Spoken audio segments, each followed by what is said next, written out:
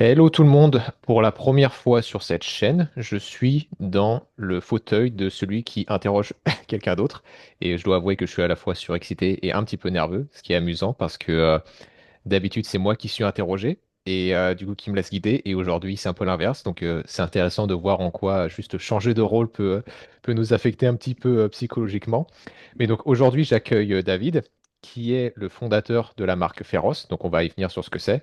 Mais je souhaitais faire venir David sur la chaîne tout simplement parce que j'estime que à travers son entreprise Féroce, il a une mission qui est importante pour tous et je souhaitais en fait pouvoir vous en parler. Je n'ai pas vraiment parlé de ce sujet-là sur cette chaîne et je souhaitais donc donner l'opportunité à David de partager un petit peu plus voilà, en quoi ce qu'il fait est important. Et avant de commencer, David, je voulais juste te dire comment je suis tombé sur ta marque parce que c'est amusant. C'est une de mes clientes. Donc moi, je suis thérapeute et j'accompagne des personnes sur beaucoup de problématiques chroniques, que ce soit digestives, hormonales, etc. Et c'est une de mes clientes qui a dû entendre parler de ta marque, je sais pas, dans un podcast ou quoi. Et elle m'a envoyé un message un jour avec le lien. Elle fait, qu'est-ce que t'en penses? Donc je regarde ton site que j'ai trouvé très bien fait. Et je fais, mais c'est excellent. Parce que j'avais déjà conscience de ce type d'entreprise à l'étranger, en particulier aux États-Unis. Ça se fait pas mal, mais c'est la première fois que je voyais ça en France et en particulier que je voyais ça bien fait. Parce que malheureusement, ce que j'ai observé, c'est des fois il y a de belles missions, mais voilà, il n'y a pas le site, il n'est pas bien étoffé, etc. Et donc je suis tombé là-dessus, j'ai commencé à regarder un petit peu vos valeurs, votre mission, votre blog, etc. Et j'ai fait, c'est super, faut absolument que je contacte David. Donc voilà, donc merci d'être là, merci de m'accorder un peu de temps. Et donc avant de lancer l'enregistrement, on commençait à parler du fait que tu avais ce côté un peu aventurier, que tu aimais bien faire tu vas mieux en parler que moi, mais voilà, des aventures un peu sportives. Donc est-ce que tu peux commencer par nous en dire un peu plus sur toi et ce qui t'a mené à bâtir cette entreprise féroce? Oui, avec plaisir. Bonjour Robin, déjà. Merci pour cette invitation. Merci à ta cliente qui a parlé de Féroce. Pour la petite parenthèse, on a un business model qui est un petit peu particulier dans le sens où on a des marges relativement faibles. Et donc, contrairement à beaucoup de marques e-commerce, on peut pas utiliser la publicité comme principal levier de croissance.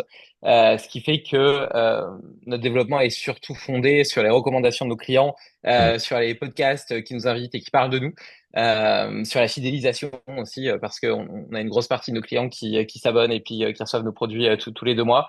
Hmm. Donc voilà, je suis content de voir que ça fonctionne. Et donc moi, j'ai toujours été entrepreneur, j'ai toujours créé des entreprises.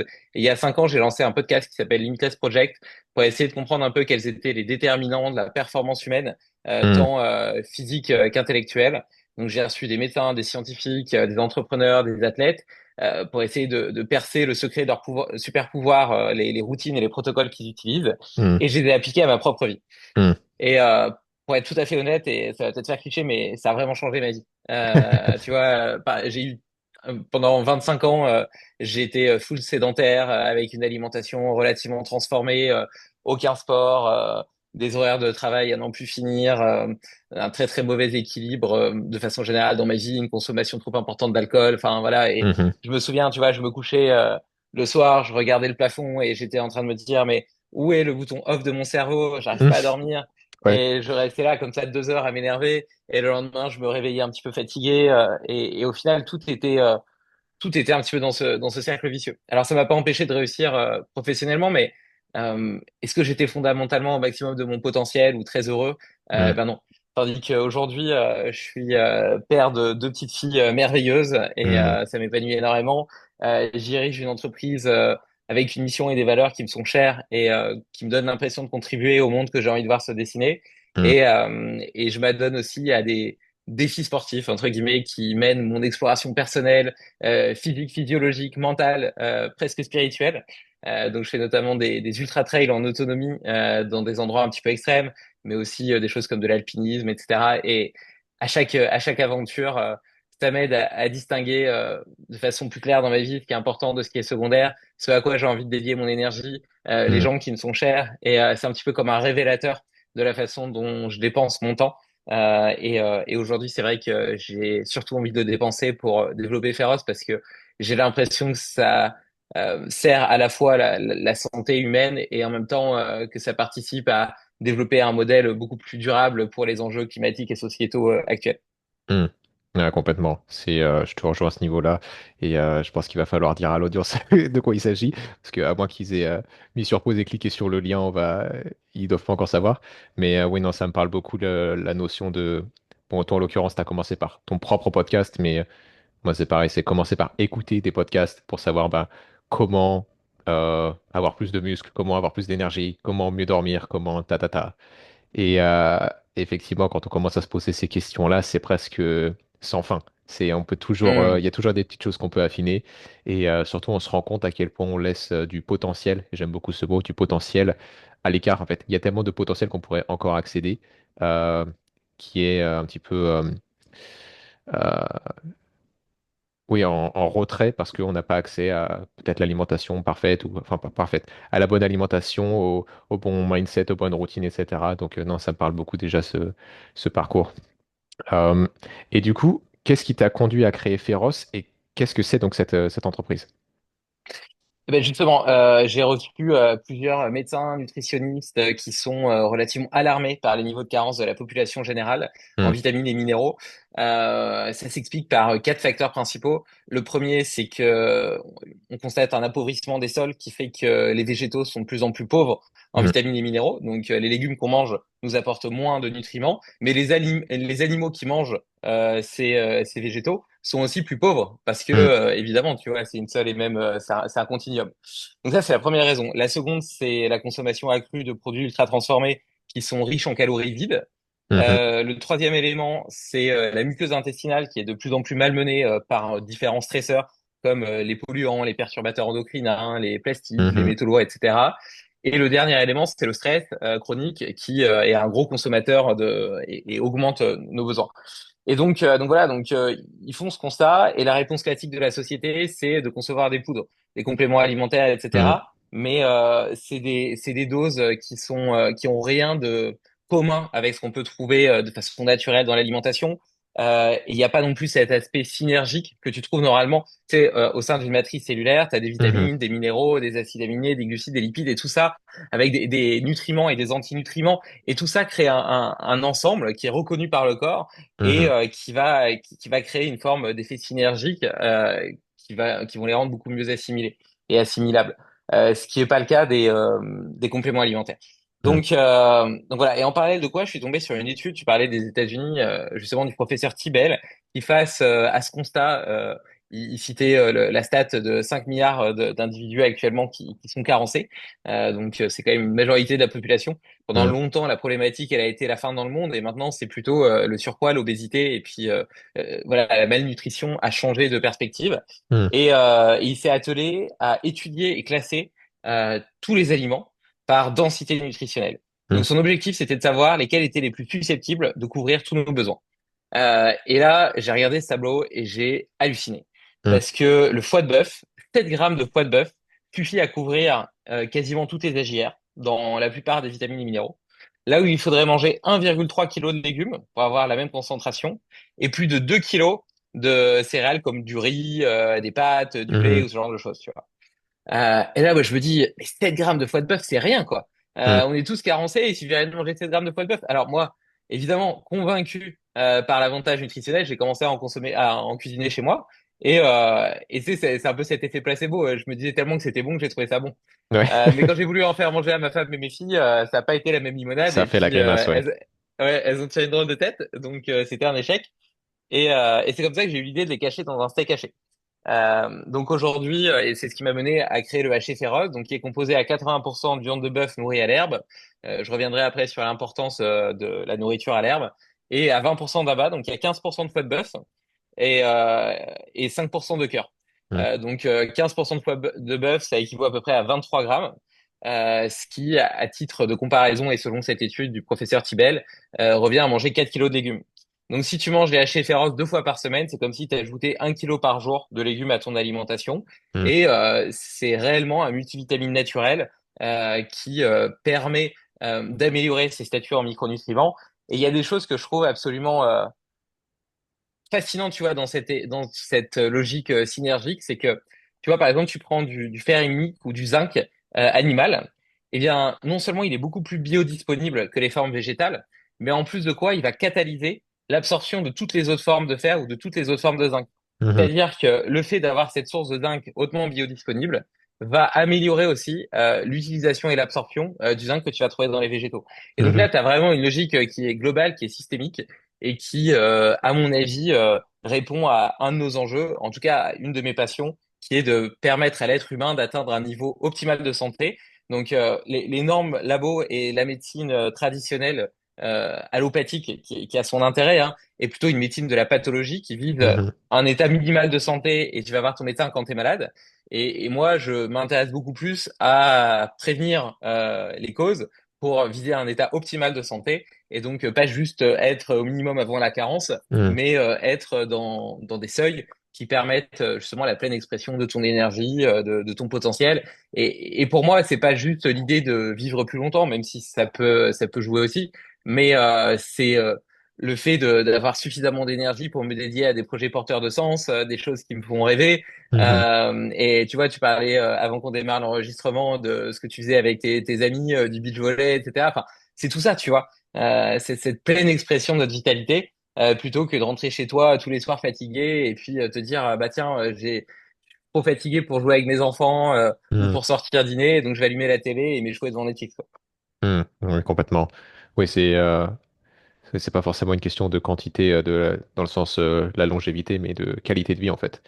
Et Après, dire, les deux sont liés parce qu'en général, tu bien vois, sûr. si, enfin, toutes les habitudes qui te permettent d'optimiser ton potentiel sont les mêmes qui te permettent Mhm. d'allonger à la fois ton espérance de vie et puis aussi ton espérance de vie en bonne santé. Tu vois, chez Ferox, on a à peu près 50% de nos clients qui sont des femmes. J'avais pas du tout anticipé ce cœur de cible.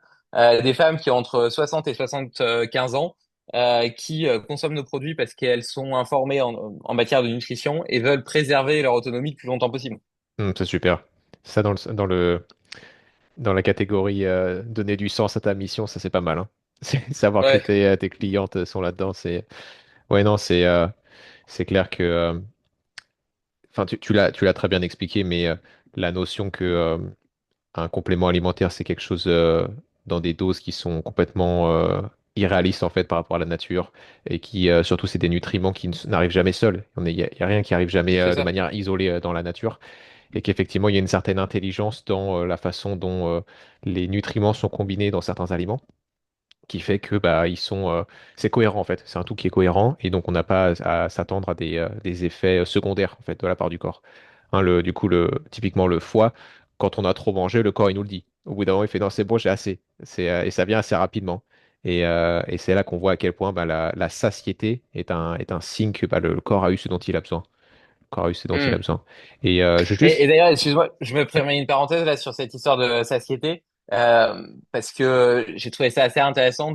J'ai vu une étude qui montrait qu'en fait, le fait de manger beaucoup de calories vides, étant donné que même s'il y a une grosse densité énergétique, il n'y a pas une grande densité, notamment en acides aminés, donc là en l'occurrence, c'était pas basé sur les vitamines et les minéraux, mais plutôt sur les acides aminés et les protéines, Mhm, bah en réalité, ne stimulait pas la satiété autant que de manger de la viande, par exemple, parce mhm, que comme si le corps était programmé pour avoir son quota d'acides aminés et de protéines. Et comme bah, la plupart des aliments ultra transformés, c'est surtout du sucre, du gras et du sel, mhm, eh bien, ça participe pas du tout à ce quota-là. Et donc, ça poussait à continuer à manger mhm. toujours plus. Tu vois. Absolument. Et si tu regardes l'étymologie du mot protéine, alors j'ai pas le mot exact, mais en grec, ça vient du mot primaire, parce que c'est le macronutriment, donc des protéines, lipides et glucides, c'est celui qui est primaire, c'est-à-dire c'est littéralement ce qui bâtit notre corps. Et donc Ah oui? ça a du sens même à ce niveau-là. Le...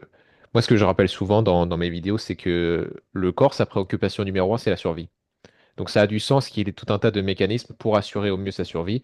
Et donc qui continue de nous dire j'ai faim parce qu'il me manque quelque chose, en l'occurrence des acides aminés, ça a du sens. Ça veut dire bah continue d'explorer, il faut penser à nos ancêtres, hein, mais continue de chercher, de chasser, de cueillir, parce que là, il y a pas encore, t'as pas encore ce dont tu as besoin pour prospérer en fait.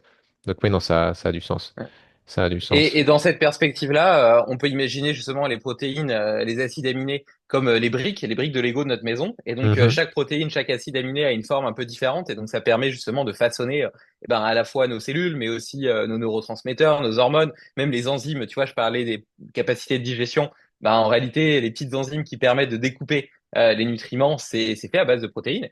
Mm, Et dans ce contexte-là, les vitamines et les minéraux, c'est un petit peu les outils. C'est la truelle, c'est le ciment que tu mets autour, etc.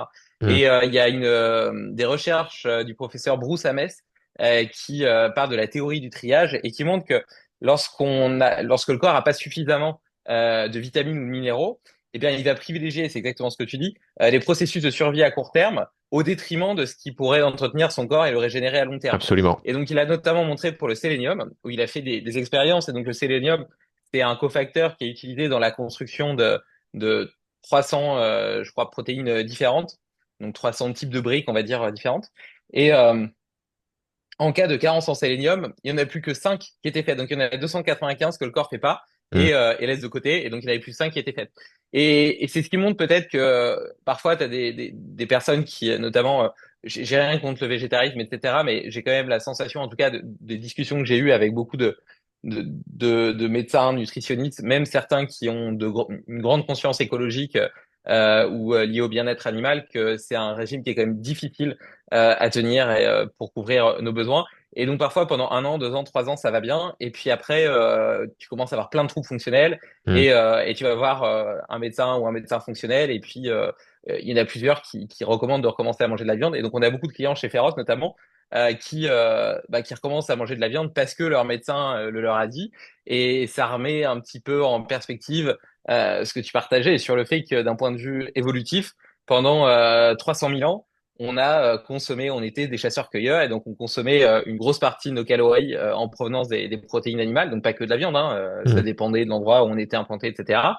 Et malgré le fait que pour des raisons éthiques, on peut vouloir aujourd'hui s'en priver, ce qui s'entend tout à fait, on peut pas espérer dans le même temps que le corps le comprenne et puis fasse un switch mm. physiologique ou métabolique pour s'y adapter. Alors ça n'empêche pas que tu as des gens qui, tu vois, par exemple Kylian Jornet, qui est végétarien, ses parents étaient végétariens, ses grands-parents étaient végétariens, et il gère et digère super bien les légumineuses, et visiblement ça lui réussit hyper bien. Mais pour la plupart des gens, il n'y a pas vraiment d'adaptation à ce Mm. niveau-là, et puis le régime végétarien va être forcément enfin, hyper glucidique parce que tout ce qui est protéines végétales vont avec des glucides, Oui. et puis avec beaucoup de facteurs antinutritionnels et potentiellement des ballonnements, des flatulences, Mm, voilà, et poser pas mal de désordres. Donc, on n'est pas tous adaptés, si tu veux, à ça, et on a parfois l'impression que tout va bien alors que c'est simplement un sursis. Et après, il y a une espèce d'effet composé de rattrapage. C'est comme si on contractait une dette vis-à-vis de notre corps, et mhm. la rembourser parfois est difficile ensuite. Ouais, c'est ça, absolument. J'utilise souvent le concept de emprunter de l'argent et d'utiliser sa dette ou de gérer un budget pour vis-à-vis de la santé. Et c'est vraiment ça. Et effectivement, l'aspect surtout éthique autour de la viande, c'est un sujet qui est un peu délicat. Et ensuite, chacun a ses préférences et c'est difficilement discutable. Bien que la façon dont vous faites les choses, dont vous cherchez la source chez Féroce, ça fait une grande différence par rapport à de l'élevage industriel. On va y venir. Mais ce qui me venait à l'esprit, c'est quelque chose que moi j'ai entendu depuis mon enfance, c'est manger 5 fruits et légumes par jour. Et c'est vrai que ce que j'ai observé en travaillant avec de nombreuses personnes, c'est encore assez répandu dans la conscience collective que manger des légumes égale être en bonne santé. Et ça ne veut pas dire que les légumes c'est mauvais, hein, c'est pas ce que tu as dit non plus, mais ça veut dire que si on regarde fondamentalement ce qui apporte les nutriments euh, en majeure partie, c'est les produits d'origine animale. C'est Ouais. difficile d'avoir, quand on parle de sélénium, d'iode, déjà ça c'est plutôt les produits de la mer, mais ensuite tout ce qui est les vitamines du groupe B, le fer, le cuivre, le zinc, etc., ça va être difficile à avoir en quantité suffisante avec uniquement des légumes ou des légumineuses, etc. Et, euh, et c'est vrai que c'est des choses qu'on nous rabâche beaucoup, mais voilà. Moi, j'aime bien résumer l'alimentation parce que, comme tu sais, il y a énormément de confusion dans le monde de la nutrition. J'aime bien résumer au principe de base qui est que d'abord, on mange pour apporter au corps ce dont il a besoin. Déjà, ça, a priori, je pense que tout le monde est d'accord. Et donc, à partir du moment où ce qu'on mange, disons sur une semaine, parce que c'est pas forcément sur un repas, mais disons sur une semaine, n'apporte pas au corps tout ce dont il a besoin, effectivement, c'est un sursis, comme tu dis. C'est au bout d'un moment, le corps, il va nous le faire savoir. il va devoir compenser quelque part, comme avec les 5 acides aminés qui sont produits au lieu de 300, parce qu'il y a un manque de sélénium. Il va nous le faire savoir et c'est ce qu'on appelle les symptômes en fait. Donc non, ça a beaucoup de sens. Ça a beaucoup de sens. Et, et tu vois, sur cette croyance selon laquelle les légumes sont les plus à même de couvrir nos besoins en nutriments, moi-même, pourtant je suis vraiment passionné par le sujet, j'ai lu des dizaines de livres, je me suis formé en physio, etc. Enfin, j'ai vraiment lu plein de trucs, tu vois. Moi, je le pensais aussi, tu vois. Je veux dire, c'est tellement rabâché, mis en enfin, Hmm. ouais, raconté dans les médias, etc., que c'est même une croyance qui est tellement ancrée que tu penses même pas à la remettre en cause et en question. Et, euh, et donc un jour, je me suis simplement amusé à faire un tableau comparatif nutritionnel, sans même prendre en compte les facteurs antinutritionnels qu'on peut trouver dans les végétaux, Oui. hein. Juste en prenant simplement la teneur en chaque vitamine et chaque minéraux. Et Hmm. en fait, c'est absolument hallucinant. Même sans parler du foie de bœuf qui est hyper riche, juste la viande rouge comparée à n'importe quel autre Hmm. aliment, que ce soit du poulet, du poisson ou n'importe quel légume ou légumineuse, t'es au-dessus de 50% des AJR sur la plupart des vitamines et des minéraux, là où pour la plupart des légumes, tu vas être au maximum à 10%, tu vois. Ouais. Bon, après, bien évidemment, il y a des fluctuations, etc. entre, mais Ouais. tu regardes le tableau comparatif, c'est vraiment édifiant, quoi. Ouais. Absolument. Et ça, c'est vrai que c'est difficile de débattre ces chiffres. Ouais, quand tu as dit il y a des exceptions, ça me fait penser aux fameuses noix du Brésil et le sélénium, et le sélénium, c'est qui sont réputés pour ça. Ouais, non, complètement. Complètement. Ils sont Euh, réputés, et encore, a priori, ça dépend du sol oui, bien où elles ont sûr. été produites. Et en plus de quoi, il y a aussi des facteurs antinutritionnels qui réduisent l'absorption du sélénium. Hmm. Alors, et je pense qu'il y a il y a des facteurs génétiques aussi plus individuels pour le coup, Hmm. qui peuvent aussi modifier notre rapport à certains nutriments. Tu vois, il y a des gens qui vont être plus facilement carencés en tel ou tel vitamines ou minéraux. Et donc, le sélénium, pour ma part, j'ai mangé mes 5 noix du Brésil par jour, tous les jours, en pensant comme ça couvrir mes besoins. Et je suis suivi en médecine fonctionnelle par le docteur Mouton, que tu connais peut-être. Et donc, je fais des tests sanguins régulièrement. Et en fait, même en faisant ça, j'étais toujours carencé en sélénium. Donc, j'ai peut-être une individualité génétique qui me rend plus difficile, enfin, qui rend Hmm. plus difficile pour moi l'absorption du sélénium. Mais donc, j'ai arrêté de manger des noix du Brésil. Et maintenant, eh ben, on a des rognons de bœuf aussi, pardon, des boulettes de bœuf avec des rognons dedans. Et les rognons sont très riches en sélénium, donc Hmm. dans féroce. Je mange aussi pas mal de produits de la mer, tu vois, des petits poissons gras, des mollusques, des coquillages, etc. Et maintenant, j'ai réussi à atteindre Hmm. mes niveaux. Ouais. Mais comme quoi, tu vois, alors donc je sais pas si c'est les noix du Brésil que j'ai achetées qui étaient produites dans un endroit qui était pauvre en sélénium ou si c'est une individualité génétique qui fait que j'avais du mal à absorber cette Hmm. source-là. Mais toujours est-il que j'étais sûr, tu vois, normalement, sur le papier, j'étais à 1000% de mes AGR par Ouais. jour. Donc, a priori, il y avait aucun problème. Et pourtant, Hmm. systématiquement, dans mes analyses sanguines, j'étais toujours carencé, quoi. Alors que le sélénium est absolument essentiel pour la santé thyroïdienne, notamment. Oui, notamment, ouais. Ouais, c'est clair. C'est clair. Et je pense que la leçon qu'on peut tous en tirer de tout ça, c'est euh, essayer autant que possible, même si c'est pas forcément évident, de faire preuve de discernement. Parce que c'est facile entre les choses qu'on nous rabâche depuis tout petit, comme les 5 fruits et légumes par jour, entre les choses qu'on peut voir sur les emballages, comme les AJR, c'est souvent plus subtil et il y a de quoi s'arracher les cheveux des fois. Dire, bah, en théorie, sur le papier, j'ai tout ce qu'il me faut et j'ai quand même des symptômes qui vont ou qui vont pas. Et voilà, ça peut être très compliqué jusqu'à ce qu'on se rende compte qu'en fait, la mère nature a déjà prévu en fait le package nutritionnel sous la forme de certains aliments et que voilà, ça peut être simple en fait. Ça peut l'être. C'est ce que j'ai remarqué, c'est plus les êtres humains ont de croyances, plus les choses deviennent compliquées en fait. Hmm. C'est assez vrai. Et d'ailleurs, quand tu t'intéresses, enfin, moi, tu vois, dans mon cheminement, dans cette exploration du potentiel humain, à un moment, j'ai accumulé des tas de routines, de gadgets, Je suis d'outils, passé par là. etc. Je suis passé par là.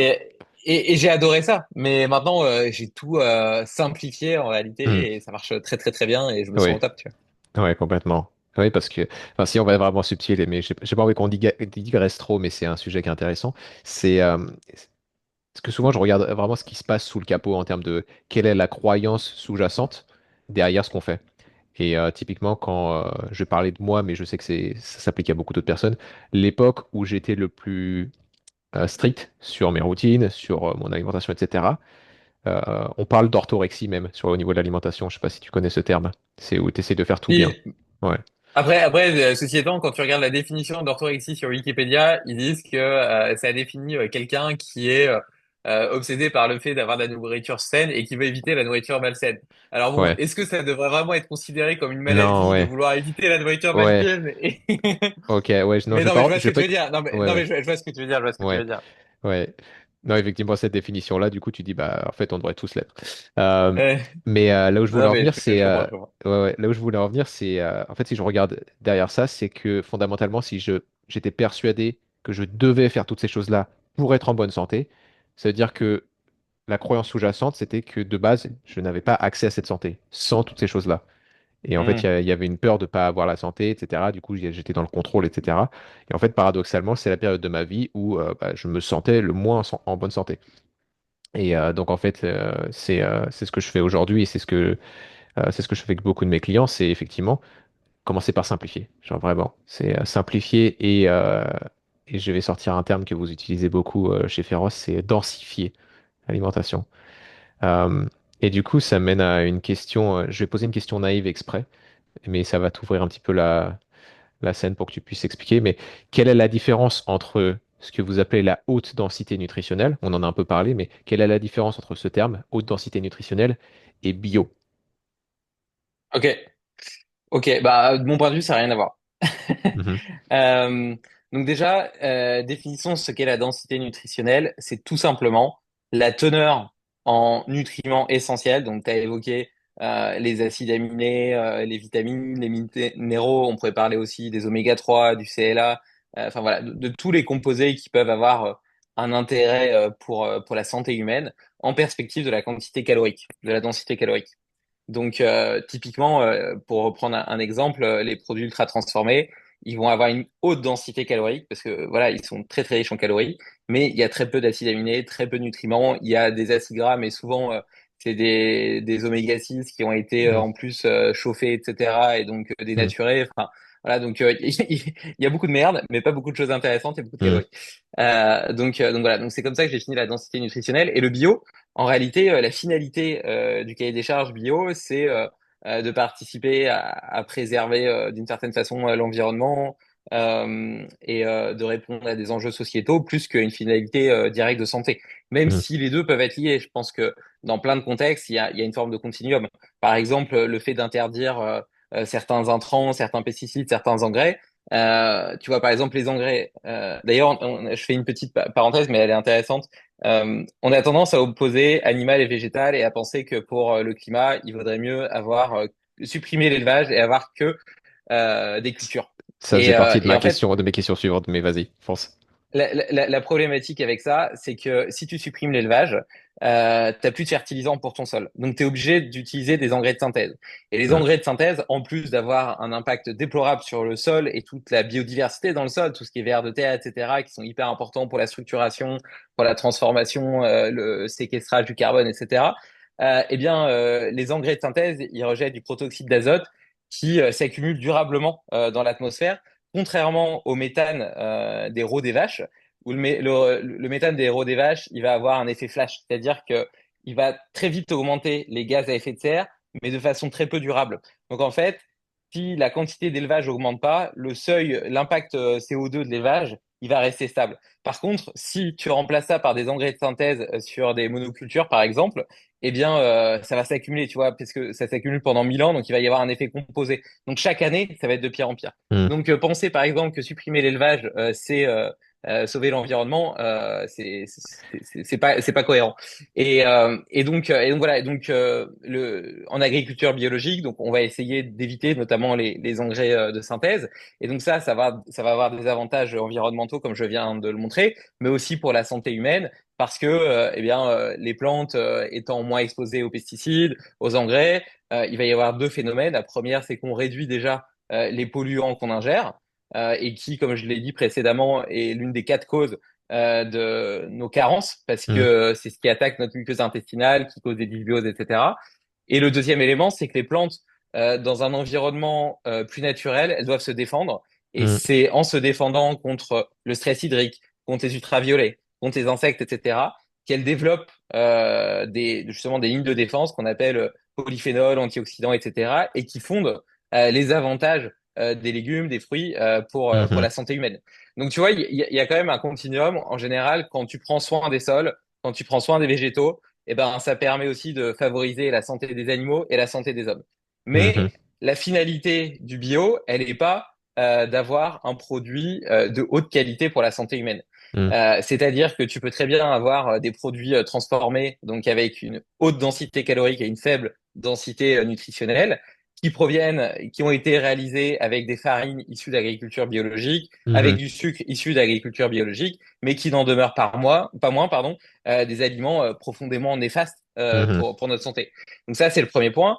Et le deuxième point, si je fais un focus sur l'élevage, parce que c'est évidemment le sujet que je maîtrise le mieux avec Féroce, mais on pourrait parler de l'huile d'olive aussi qui est intéressant. Eh bien, en agriculture biologique, tu as jusqu'à 40% de la ration alimentaire des bovins qui peut venir des céréales, donc du maïs et du soja, pourvu que ce maïs et ce soja aient été cultivés en Mhm. agriculture biologique. Or, et ça c'est vraiment un élément fondamental, l'herbe, les bovins qui broutent de l'herbe, l'herbe est riche en oméga 3. Donc l'herbe, elle va pousser, elle va synthétiser des oméga 3 pendant la pousse. Les bovins vont brouter cette herbe et transformer ces oméga 3 végétaux en oméga 3 animaux qui vont venir s'intégrer dans leur membrane cellulaire. Et donc, tu sais, on parle souvent d'oméga 3, oméga 6. Une façon de schématiser la chose, et c'est la même chose dans notre corps, dans la cellule, dans ta membrane cellulaire, tu as incrusté dedans des oméga 3 et puis des oméga 6. Les oméga 6, ils sont utiles pour faire face à des stress aigus, des moments d'inflammation, par exemple, quand tu as fait un entraînement de sport ou que tu as une maladie. Et derrière, tu as les oméga 3 qui viennent éteindre l'inflammation après. Donc le phénomène inflammatoire, il est utile, mais il faut qu'il y ait des pompiers qui arrivent derrière, sinon ça devient systémique et on développe ce qu'on appelle une inflammation de bas grade, qui est un peu le terreau fertile sur lequel se développent la plupart des maladies métaboliques. Et donc Mhm. pour ça, ça nécessite vraiment que dans nos membranes cellulaires, on ait cet équilibre oméga 3, oméga 6. Donc je reviens à mon histoire. Les vaches broutent l'herbe, transforment les oméga 3 végétaux en oméga 3 animaux qu'elles intègrent dans leurs membranes cellulaires. Et donc, elles ont un rapport oméga 3, oméga 6 qui est parfaitement équilibré dans ce contexte. Et nous, quand on va manger cette viande-là, eh bien, on va manger aussi le gras de la vache, tu vois, dans une entrecôte, etc. T'as du gras et bénéficier de ce parfait ratio oméga 3, oméga 6. En revanche, un bovin qui mange du maïs et du soja, le maïs et le soja, c'est des graines qui sont hyper riches en oméga 6. Mhm. Donc, naturellement, il va se passer exactement le même phénomène, sauf qu'au lieu d'avoir des oméga 3 de l'herbe, elles vont avoir des oméga 6. Et donc, leurs membranes cellulaires vont être déséquilibrées. Et nous, quand on va manger cette viande-là, on va avoir un effet qui va être plutôt pro-inflammatoire.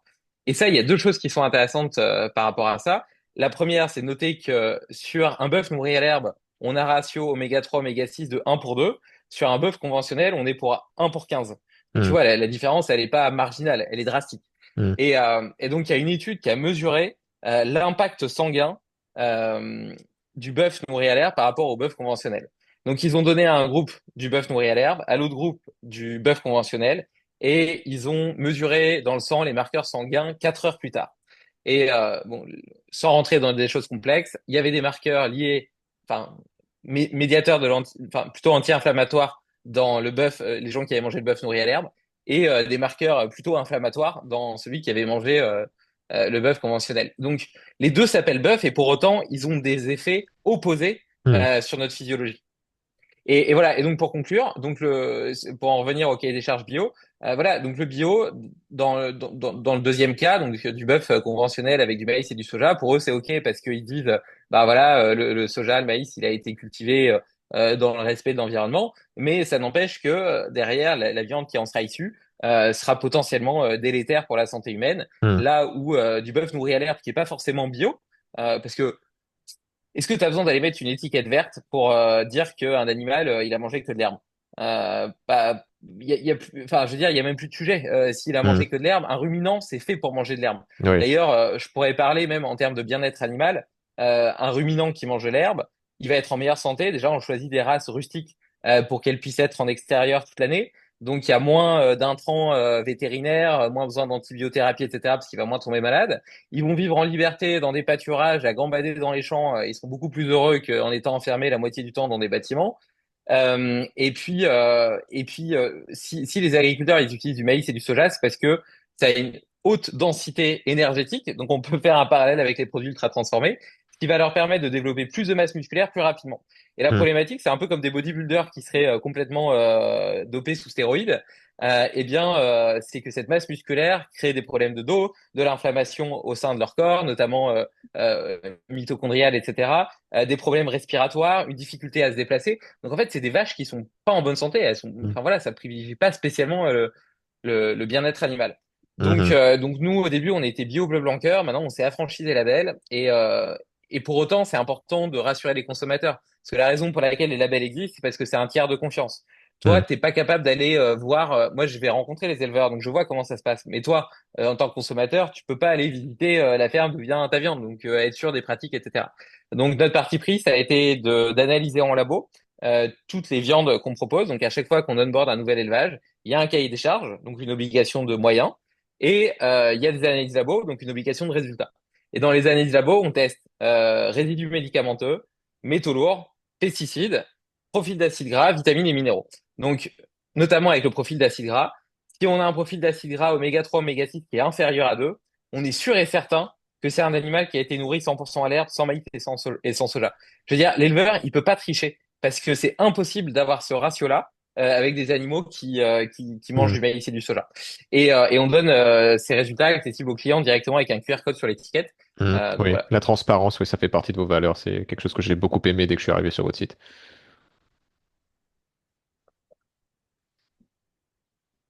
Hmm. Et il y a quelque chose que je veux dire sur le bio, mais tu l'as très bien résumé. C'est bio, ça veut pas dire pas de pesticides. Ça veut dire pas de pesticides de synthèse. Donc ça ne veut pas dire qu'il n'y a rien qui est vaporisé sur les plantes. Et effectivement, plus le temps avance, plus il semblerait que la législation autorise des produits dans sous le label bio. Et effectivement, c'est un petit peu comme la notion des fruits et légumes. C'est pas parce que c'est bio que c'est nécessairement bon. Voilà, faut réfléchir un tout petit peu plus. Mais du coup, C'est ce même, dont enfin moi, tu vois, moi je trouve que c'est même pire parce que je pense que le bio, dans sa mission originelle, est un modèle hyper vertueux. Et Hmm. d'ailleurs, moi, j'ai plutôt tendance à faire mes courses dans un biocoop, acheter des fruits et légumes bio de saison, locaux, etc. Mhm. Pour autant, j'ai l'impression que maintenant, il y a plusieurs types de bio. T'as Ouais, le bio qui vient du petit maraîcher en permaculture, etc., vs le bio industriel que tu trouves en grande surface. ouais. Et là, il y a deux choses à voir. Le premier, c'est justement ces produits et cette croyance selon laquelle c'est parce que c'est bio, c'est bon. Donc tu vois, ma belle-mère parfois, elle donne des biscuits à ma fille complètement, enfin tu vois, genre les barquettes de fraises là. Enfin Oui. bref, un truc dégueulasse. Et puis elle me dit, et je lui dis mais non, c'est mauvais. Et puis elle me dit non mais c'est bio. Ouais. Bah ça change rien, c'est quand même de la merde. Et je trouve que c'est encore pire parce que c'est un poison qui se déguise en C'est quelque chose de trompeur. vertueux. Tandis que Hmm. voilà, c'est trompeur. Tandis que quand tu vas dans un rayon de bonbons, bon bah si t'as un minimum de jugeote, tu te dis bien que c'est quand même pas très bon pour la santé. Donc ça, c'est le premier point. Et le deuxième point, c'est sur le bio de grande surface qui, pour être accessible en termes de prix, je trouve renie sur la qualité. Donc t'as par exemple, je sais pas, des graines, des oléagineux, etc., qui viennent de pays avec des normes parfois qui sont différentes. Et sur un autre sujet que je connais mieux, qui est l'huile d'olive, parce qu'on a développé une huile d'olive avec Hmm. Pharos, il y a une étude là de 60 millions de consommateurs qui est sortie, qui montrait que sur 23 huiles d'olive testées en grande surface, bio et non bio, il y avait à peu près moitié-moitié dans l'échantillon. Aucune n'était exempte de polluants. Donc il y avait toujours des pollutions soit en microplastique, soit en hydrocarbures. Donc ça, c'est le premier point. Et le deuxième point, je peux parler justement de cette teneur en polyphénol. Les plantes, pour se défendre, utilisent enfin, développent ces molécules qui, lorsqu'on les ingère, renforcent nos propres cellules contre le vieillissement, l'inflammation, le stress oxydatif, etc. Les huiles d'olive bio du commerce, elles sont à 100-150 mg par kilo de polyphénol. Celle de Pharos, elle est à 622 mg. Hmm. Et dans les études qui te vantent les bienfaits de l'huile d'olive et qui disent qu'elle protège les maladies cardiovasculaires, neurodégénératives, etc. Ils utilisent en général 20 millilitres, donc à peu près l'équivalent de 2 cuillères à soupe par jour, mais avec une huile d'olive qui a 500 mg par kilo de polyphénol. Ce qui Donc n'est ça veut pas du dire coup que en notre représentatif. c'est ça. Et donc ça veut dire que si tu veux espérer avoir les mêmes bénéfices avec une huile de grande surface, tu vas devoir en prendre 4 fois plus. Donc tu vas être à 80 millilitres par jour d'huile d'olive, ce qui commence à faire Hmm. potentiellement pas mal de calories quoi. Ouais. Ouais, non, tout à fait. Et j'aime bien le fait que tu aies vraiment recherché ton sujet parce que ça permet d'agrémenter de tout un tas d'anecdotes, donc j'apprécie. Et du coup, tu as commencé à en parler indirectement, mais je souhaitais un peu explorer ce sujet plus en détail avec toi. C'est la notion de cette agriculture régénératrice et donc de la symbiose entre la santé du sol, la santé des plantes, la santé des animaux, la santé de l'humain et du coup de la planète aussi. Donc, est-ce que Et tu même de peux, l'agriculteur. et même de l'agriculture, voilà. Donc, est-ce Et que, même de l'agriculteur, parce qu'en fait, si tu veux, l'agriculteur, dans un élevage conventionnel, il va être obligé de surveiller ses vaches beaucoup plus. Elles vont être plus souvent malades. Il va devoir cultiver du maïs et du soja, ou sinon l'importer, le transporter, tous les jours aller nourrir ses animaux. Enfin, en termes de pénibilité et de difficulté du travail, ça Hmm. n'a rien à voir. Là, on a des élevages où, tu vois, j'en ai un, par exemple, François Lemierre. À côté du fait d'être éleveur, il a quand même 160 hectares et un cheptel d'une centaine de bêtes. Eh bien, il est entrepreneur, il dirige un atelier de transformation, donc de découpe et de piéçage, et donc et il travaille dans sa ferme par passion le matin 2 heures, donc en 2 heures par jour, il gère ses 100 vaches, tu vois, Ouais, c'est alors, hallucinant. je vais faire une petite parenthèse parce que c'est ce qui m'est venu. Parce que c'est le même parallèle entre ce que tu viens de décrire et la santé, je trouve, de manière générale. C'est que quand on va contre nature, les choses deviennent beaucoup plus compliquées. Exactement, Mais dès qu'on suit, donc typiquement une vache qui mange de l'herbe et qui est censée juste se balader en plein air, et ben tout de suite tout va mieux. Et j'ai exactement. observé que c'est pareil un petit peu pour l'agriculture. J'ai visité pas mal de fermes, mais là c'était plus dans le sens faire pousser des légumes en particulier. Et ce que j'ai observé, ce qui faisait d'ailleurs mal au cœur, c'est il y a certaines fermes où tu vois donc euh, les employés potentiellement qui travaillent des heures et des heures à désherber et à tout faire ça parce que bah, le sol il est pauvre et du coup les plantes elles sont faibles et du coup il y a plein de mauvaises herbes entre guillemets qui poussent. Et en fait, quand on observe et qu'on se pose la question bah, pourquoi les mauvaises herbes sont là, en fait les mauvaises herbes elles poussent pour renforcer la biodiversité qui n'est pas là parce qu'on fait de la monoculture ou des choses comme ça. Et tu fais, mais en fait, il suffit de suivre ce que fait Mère Nature de base. Et en fait, en plus de ça, comme tu l'as dit, c'est plus agréable pour l'agriculteur. Enfin, tout le monde y gagne. Mais du coup, ma question, c'est pour quelqu'un qui connaît pas du tout, qui a jamais entendu parler du concept d'agriculture régénératrice, comment est-ce que tu l'expliquerais en termes simples? En termes très très simples, ça suppose que ton impact environnemental, il soit additionnel plutôt que soustractif. C'est-à-dire qu'un modèle qui est pas durable, c'est un modèle qui puise dans les ressources. Un modèle qui est durable, qui est régénérateur, c'est un modèle qui s'inscrit justement dans cette dynamique avec la nature et qui a pas seulement un impact neutre, qui compense pas seulement ses émissions, entre guillemets, mais qui a des externalités positives sur le système. Comment est-ce que ça se traduit dans le milieu de l'élevage et l'élevage à l'herbe?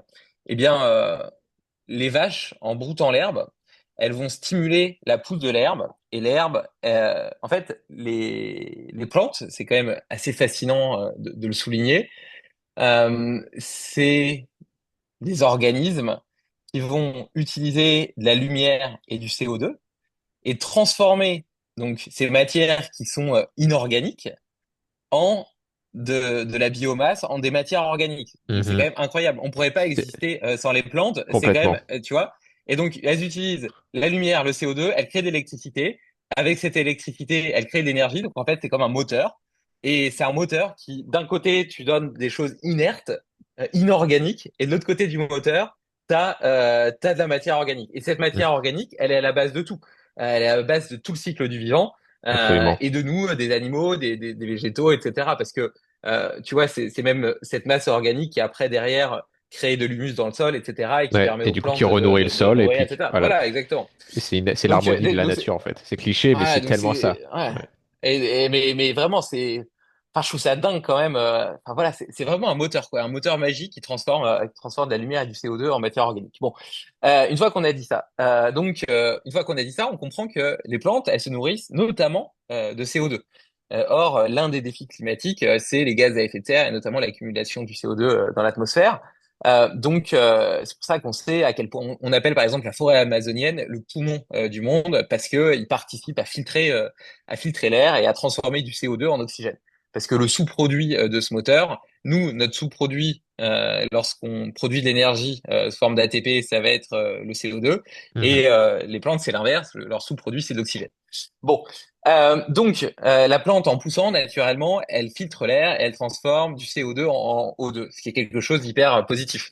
Oui. Et ce qui est vraiment intéressant dans ce fonctionnement, c'est que lorsque les vaches broutent de l'herbe, l'herbe capte du CO2, le stocke dans ses racines, et en broutant l'herbe, les vaches stimulent la pousse et la repousse sans cesse de l'herbe. Donc Mhm. en fait, c'est un peu comme si l'herbe attrape le CO2 comme un piège, le met dans le sol avec ses racines, puis la vache, elle la broute, et paf, l'herbe recommence, et ainsi de Mhm. suite. Ce qui fait que dans ces prairies, on estime qu'il y a 80 tonnes de CO2 qui sont stockées par hectare et que l'exploitation de la prairie par les vaches permet de produire, enfin de séquestrer, pardon, 1 à 2 tonnes, pardon, par an supplémentaire. Donc on Mhm. a vraiment un moteur qui permet de stocker du CO2 dans le sol. Donc il y a ce côté de brouter, puis il y a aussi le fait que les déjections, comme je le disais précédemment, c'est un fertilisant, donc ça vient nourrir les sols et ça participe justement à ce cycle du vivant parce que les plantes pour fonctionner, elles ont besoin donc à 94%, elles utilisent la lumière et le CO2 et puis les 6% restants, c'est un mélange de minéraux, de composés, etc. Qui doivent être apportés dans le sol et d'où l'importance de la fertilisation.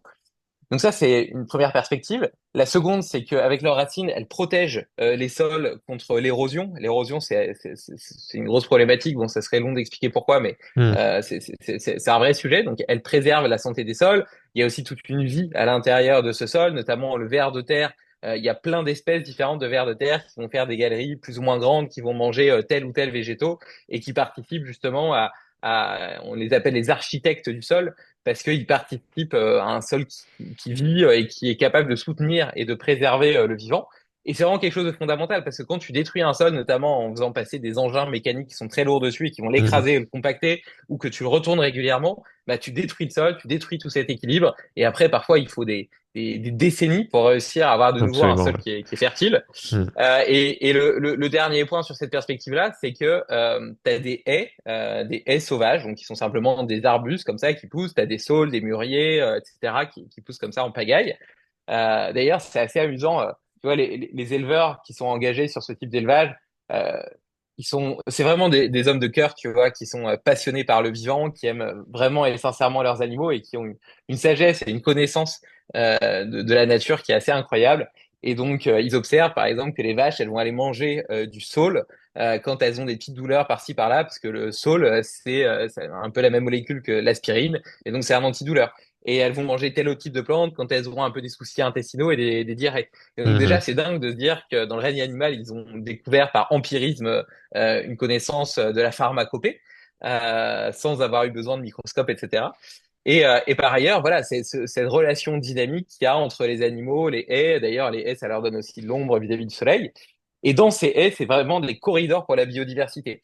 Donc notamment des nichés d'oiseaux, des rongeurs, et puis surtout les insectes pollinisateurs, dont Mhm. on sait l'importance. Et la diversité, on a tendance à résumer ça aux abeilles, parce que c'est les plus connus. Mais par exemple, les fleurs de tomates, donc c'est des fleurs qui sont hermaphrodites, mais elles ont besoin de vibrations pour que les gonades se mélangent et puis que ça fasse des tomates. Bah là, c'est plutôt le bourdon. C'est le bourdon qui va plutôt participer à les féconder. Donc, on a vraiment besoin de toute cette diversité, comme je disais, que ce soit dans le sol ou dans les haies. Et encore une fois, je fais un parallèle avec le végétal. Mon discours, c'est pas du tout de dire que le végétal, c'est pas bien, hein. Moi, je mange énormément de légumes.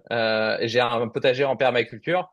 Tiens, d'ailleurs, je te fais une parenthèse, tu vas dire que je digresse tout le temps, mais mon potager en permaculture, il y a des zones de culture, des zones de fertilisants, et donc c'est des zones où en fait je fais pousser des plantes que je coupe et qui servent après à poser sur le sol pour faire une sorte de Mhm. paillage et puis qui vont renouveler, et créer de l'humus, etc. dans la terre pour mes zones de culture. Et j'ai des zones de biodiversité. Les zones de biodiversité, il y a une petite mare, il y a certains petits arbustes, etc. Des espèces de petits nichoirs pour les oiseaux, pour les hérissons. Et en fait, tout ça permet d'avoir un écosystème qui se crée. Mhm. Et donc, notamment, des prédateurs naturels avec les coccinelles qui vont aller manger les pucerons, les hérissons qui vont manger les escargots, les grenouilles qui vont manger tel autre truc, etc. Tu vois, les petits oiseaux. Et tu parlais tout à l'heure d'aller contre la nature et donc toute la difficulté que l'humain et tous les efforts que ça nécessite à l'humain pour la contrôler. VS quand tu as un écosystème qui est équilibré, et ben tout ça s'équilibre naturellement Oui, entre les différents fruits, légumes, la biodiversité, etc. pour avoir finalement, au début, ça met un peu de temps, mais après, quasiment pas de travail. Et donc, j'en reviens à ma comparaison entre le végétal et l'animal. Je voulais juste préciser que j'étais pas anti-végétal parce que j'avais pas envie d'être oui. catalogué comme un carnivore. Eh bien, c'est que tu vois, tu te dis, bah, en étant vegan, par exemple, je protège les animaux, etc. Et c'est pas de mal. Bah, en réalité, dans les cultures végétales, tu vois, toute cette biodiversité, elle vit à l'intérieur des champs. Même en bio, hein, je connais j'ai une agricultrice notamment qui est engagée dans le bio et qui fait des choses très bien. Ben, quand elle récolte ses champs, ça arrive, enfin tout le temps qu'elle tue des dizaines de nichés d'oiseaux. Il y a une étude qui a montré qu'on détruisait entre 50 et 100% des nichés d'oiseaux, Oui. les petits rongeurs, une partie de la vie du sol en passant avec les engins. Et même une Mhm. fois, ça lui est arrivé d'avoir un faon qui a pas réussi à s'enfuir. Bon, évidemment, voilà, mais tout ça pour dire que il y a rien qui est parfaitement qui est Ouais, parfaitement neutre. On vit de toute façon dans une relation qui est dynamique avec la nature et oui, l'objectif c'est d'essayer d'avoir quelque chose qui est vertueux. Et donc là, par ce mode d'élevage, ben, les vaches elles vivent heureuses parce qu'elles gambadent dans les champs, etc. L'impact sur la biodiversité il est positif. D'ailleurs, on a été labellisé par Planet Score dans le top 1% des meilleures ventes des meilleures viandes pardon sur plus de 200 000 références. Et ils calculaient notamment ils regardaient plein de choses, mais notamment la superficie de haies qu'on avait sur nos prairies, parce qu'on sait Mhm. justement à quel point elles sont importantes dans cet écosystème. Et donc voilà, donc évidemment, au bout d'un moment, les vaches, elles sont abattues. C'est vrai. Pour autant, est-ce que ça fait plaisir aux éleveurs? Bah non. Tu vois, ils sont vraiment attachés à leurs animaux et donc c'est toujours difficile pour eux. Mhm. Et comme on est sur du pâturage rotatif, on va les laisser 2 semaines, 3 semaines sur une passerelle, pardon, et la mettre sur une autre après. Les vaches, elles ont l'habitude de monter dans la remorque du tracteur pour aller d'une à l'autre. Donc, c'est pas un stress supplémentaire pour elles Oui, de monter dans la remorque le jour où elles vont à l'abattoir. C'est l'éleveur qui les emmène eux-mêmes dans l'abattoir, le plus proche de la ferme possible pour minimiser au maximum ce stress. Et à la première heure, et ça fait partie de notre cahier des charges, à la première heure du jour, pour éviter qu'il y ait tout autre animal et toute autre attente, oui, justement dans cette volonté de minimiser au maximum le stress. Et tu vois, nous, on l'impose dans notre cahier des charges, mais en réalité, on n'a même pas eu à convaincre les éleveurs parce que je te oui. dis, ils aiment, C'est, ils aiment leurs animaux et ça les rend tristes quelque part de les abattre, mais en même temps, oui. c'est leur métier. Et puis derrière, ils sont là aussi pour fournir un service à la société qui est de les nourrir. Ouais. Franchement, tu as fait une super description et j'apprécie tes nombreuses digressions. Juste rajouter deux, trois petites choses parce qu'effectivement, c'est des sujets qui peuvent être sensibles mais qui sont vraiment essentiels à comprendre. Déjà, sur la notion euh, d'effectivement, c'est pas parce qu'on ne mange pas de viande qu'on n'a pas de sang sur les mains. C'est naïf, en fait. Et malheureusement, ça, c'est presque à un niveau philosophique, mais on a tendance à juger en tant qu'humain que la mort c'est mal et la vie c'est bien, mais l'un ne peut pas exister sans l'autre. C'est impossible. C'est impossible. Et ça, on est sur Terre, ça fait partie de la réalité des choses. Et comme tu l'as dit, même si on mange uniquement des plantes, déjà les plantes, c'est des êtres vivants, déjà. D'autre part, le fait de les cultiver, de les récolter, comme tu l'as dit, ça peut tuer des micro-organismes, des insectes, des rongeurs, tout ça. Donc c'est impossible de ne pas avoir de sang sur les mains. Et d'autre part, si on en revient à la densité nutritionnelle, si on compare ce qu'apporte en termes de nutriments une vache comparé à tous les animaux qui doivent mourir pour avoir l'équivalent en légumes ou en céréales, on n'est même pas sur le même niveau. Une vache, enfin, j'avais vu un chiffre il y a longtemps, peu importe si c'est exactement vrai, mais ça donne un peu un ordre de grandeur, mais une vache, ça peut nourrir une famille de quatre pendant plusieurs mois. Une vache. Et il n'y aura quasiment pas de carence. Tandis que pour nourrir une famille de quatre pendant plusieurs mois sans viande, ça va coûter plusieurs vies. Donc, la question n'est pas de savoir est-ce que j'ai du sang sur les mains ou pas, et je sais que l'expression elle est un petit peu horrible à dire, mais faut faire face à la réalité. La question c'est est-ce que moi j'ai la santé et qu'est-ce que je fais avec ce sacrifice en fait? Parce que ce soit des plantes, des animaux, il y a un sacrifice. La question c'est qu'est-ce que je fais derrière? Est-ce que je suis une bonne personne derrière? Et est-ce que je participe à des missions qui ont du sens comme ce que tu fais avec Féroce? Donc, je voulais juste faire cette petite parenthèse. Euh, Ouais, et je me permets juste de rajouter un élément sur ce sujet qui est de dire que, tu vois, quand tu dis une vache, ça permet de nourrir une famille de quatre pendant plusieurs mois. Euh, Je pense, en fait, j'ai la conviction que la responsabilité de l'éleveur, c'est d'offrir les meilleures qualités de vie possibles à leurs animaux. Et ma responsabilité à moi, c'est d'honorer leur sacrifice en valorisant chaque morceau. Et donc là, Ah, ça met aussi quand même c'est en très bien dit. perspective, Très bien dit. en perspective ce côté enfin, tu vois, dans le conventionnel, on va exploiter à peu près 60% de la vache. Les 40% restants, ça sera des sous-produits qui vont être utilisés pour la pet food, exportés, machin. Ils vont faire plein de choses avec, mais en général, Ouais. pas des choses très valorisables. Nous, on exploite à peu près 85% d'animal. On utilise la viande pour faire nos hachés, pour des pièces bouchères classiques, les abats qu'on met dedans. Donc, on récupère tous les abats, pas que le foie, mais j'ai cité les rognons, le cœur, la langue, la joue. Hmm. etc. On récupère la graisse pour faire du fils de bœuf. Le fils de Oui. bœuf, c'est une graisse qui est une alternative au beurre, qui est hyper intéressante de mon point de vue. J'en reviens à cette perspective évolutionniste où pendant 300 000 ans, notre principale source de graisse, c'était la graisse animale, parce qu'on n'avait pas encore inventé l'huile d'olive et encore moins les huiles de graines qui en réalité n'existent que depuis une centaine d'années. Oui. Physiologiquement, on est beaucoup mieux adapté à ce type de graisse, si tant est qu'elles proviennent encore une fois de l'élevage à l'herbe. Et là, pour le coup, c'est d'autant plus important de mon point de vue, Pour les parce que graisses. étant donné qu'on a que le gras, il faut vraiment que Oui. le profil d'acide gras il soit optimal. Oui. On récupère les os pour faire du bouillon d'os, et donc le bouillon d'os, c'est pareil, tu vois, c'est une sagesse un peu ancestrale, mais on parlait des différents acides aminés. Bon, Et on bah dans parlait de ces la muqueuse acides aminés, intestinale aussi. exact. Et je vois que tu vois où je veux en venir. Mais et donc dans ces acides aminés, on a notamment la glycine, Hmm. qui est considérée comme un acide aminé semi-essentiel. Oui. Pourquoi semi-essentiel? Parce que le corps il est capable d'en synthétiser à partir d'autres acides aminés. Le problème, c'est qu'il va en produire 2,5 3 grammes par jour, alors que les scientifiques ils estiment qu'il nous faudrait à peu près 12 grammes pour couvrir les besoins du corps. Et comment est-ce qu'il utilise la glycine, le corps? Eh bien, c'est utile à la régénération de tous les tissus, donc des articulations, de la peau, et notamment de cette muqueuse intestinale également. C'est d'ailleurs ce qui fonde l'espèce de hype qu'il y a autour du Du collagène. collagène. Où, Oui. ouais, voilà, on vend tout le monde vend du collagène, etc., machin, et voilà. Et donc moi, je suis convaincu. J'ai vu plein d'études, tu vois, sur la glycine. Déjà, pour la parenthèse, ceux qui veulent se complémenter, bon après, j'ai rien contre le collagène, mais la glycine en tant que telle coûte beaucoup moins cher que le collagène. Et c'est plus Et, intéressant. Ouais. et voilà, et j'ai vu beaucoup d'études c'est hallucinant, franchement, les études sur la glycine, Hmm. c'est vraiment Je le recommande à un beaucoup de truc. patients. Notamment le Ah ouais, c'est soir, parce que vraiment, c'est un goût sucré. ouais, Donc dans la ouais, c'est tisane vrai. le soir. Et ça calme le système nerveux, ça aide aussi à dormir.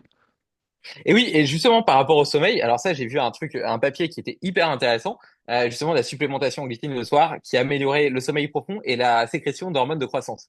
Oui. Et je trouve que c'est hyper intéressant parce que l'explication sous-jacente des scientifiques, c'était de dire que en disponibilité de ces acides aminés, le corps rentrait dans un mode plus régénératif pardon, de ses tissus, donc stimuler plus la production d'hormones de croissance parce que bah il a ces matières premières pour régénérer ses tissus. Et comme la régénération des tissus, elle se fait surtout pendant le sommeil profond, ça avait pour conséquence aussi d'augmenter, je fais exprès de simplifier, hein, Ouais. la durée de sommeil profond. Et donc on en revient à cette logique de disponibilité Ouais. des briques élémentaires et essentielles au corps pour qu'il puisse avoir ces Et ça processus fait un qui fonctionnent cercle vertueux correctement. en fait. Cercle vertueux, tu as Bah les ouais, nutriments, du coup tu dors mieux, etc. Et puis mais sans parler de c'est vraiment, l'impact, ouais, sans parler de l'impact c'est vraiment psychologique, fascinant. tu te sens mieux parce que tu dors mieux, donc tu as envie d'aller dehors, de faire du sport, enfin Bah oui. et c'est des choses qui tu peux pas vraiment quantifier dans une étude scientifique, mais ça va très loin, ça va très loin. De toute façon, quel que soit le bout par lequel tu rentres, que ce soit le sommeil, le mouvement, la nutrition, l'alimentation, que sais-je, ça a toujours un effet systémique sur tout le reste. Enfin, moi, c'est Ouais, ce que c'est j'ai synergique, observé. ouais. Et donc c'est génial. Et pour terminer donc sur la glycine, on la trouve dans les bouillons d'os, dans comment dire, dans les tissus conjonctifs, etc. Mm. Et donc, si tu remontes même pas si loin, tu regardes tes grands-parents, ils se faisaient des poules au pot. Donc la poule au pot, tu mets ta poule, ton poulet en entier dedans, tu la laisses mijoter pendant plusieurs heures. Ils faisaient plein de plats mijotés, tu vois, les pot-au-feu, les bourguignons, Mm. etc. Tu vois, la langue de bœuf, j'en parlais tout à l'heure. Et donc tout ça, c'est des parties animales qui sont riches en collagène, donc en glycine, et donc ils avaient un apport naturel en ces Mm. acides aminés qu'on n'a plus du tout aujourd'hui. Et donc voilà, donc nous on récupère les os pour faire du bouillon d'os, mais même c'est quelque chose que tes auditeurs ils peuvent faire facilement. Ça fait très longtemps que moi je garde mes carcasses de poulet, je les laisse au congélateur. Quand j'en ai trois quatre, je les mets dans une grande cuve, enfin une grande cuve, une grande casserole, quoi. Je recouvre d'eau. Je mets un peu de vinaigre de cidre parce que le vinaigre de cidre aide à libérer À les extraire. acides aminés, Mm. à extraire exactement.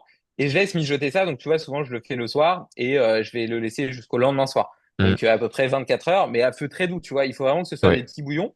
Et ensuite, à la toute fin, je sale un petit peu, je rajoute quelques herbes et j'ai acheté des moules à glaçons, mais de 4,5 cm de diamètre. Donc, ils sont vraiment gros, tu vois. Et donc, je ouais, me fais plein de gros glaçons comme ça de bouillon d'os.